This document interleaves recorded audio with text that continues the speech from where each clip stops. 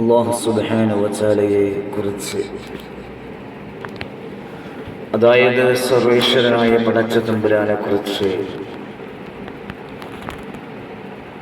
പരിശുദ്ധ ഖുർആനിൽ അല്ലാഹു പറയുന്നുണ്ട്, ഞാനാണ് എല്ലാത്തിൻ്റെയും ഉടമസ്ഥൻ, ഞാനാണ് എല്ലാത്തിൻ്റെയും സൃഷ്ടാവെന്ന് പരിശുദ്ധ ഖുർആനിലൂടെ പറയുമ്പോൾ അതേ വാക്യം പോലെ തന്നെ ബൈബിളിൽ നമുക്ക് കാണാൻ സാധിക്കും.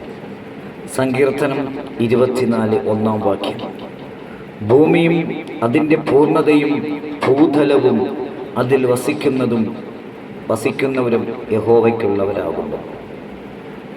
എല്ലാം യഹോവയ്ക്കുള്ള, യഹോവ എന്ന് ഉദ്ദേശിക്കുന്നത് അല്ലാഹുവിനെയാണ്.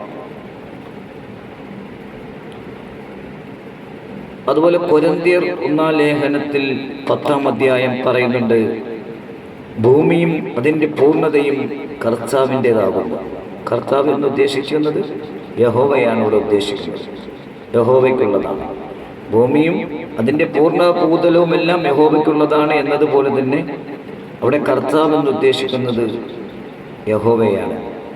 എല്ലാം അവനാൽ ഉളവായതൊന്നും അവനെ കൂടാതെ ഉളവായില്ല. യോഹന്നാൻ 1:3 പറയുന്നുണ്ട്.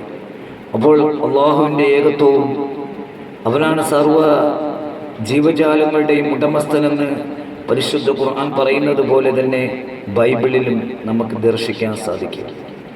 മത്തായി 11:25, സ്വർഗത്തിൻ്റെയും ഭൂമിയുടെയും നാഥനായ പിതാവേ, ഞാൻ നിന്നെ വാഴ്ത്തുന്നു, യേശു പറഞ്ഞ വാക്കാണ്.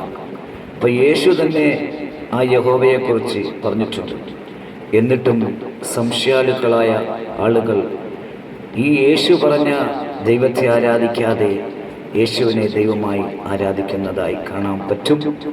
അല്ലാഹു സുബ്ഹാനഹു വ തആല അവർക്ക് നല്ലത് ചിന്തിക്കാനുള്ള നല്ല തൗഫീഖ് നൽകട്ടെ. ആമീൻ യാ റബ്ബൽ ആലമീൻ.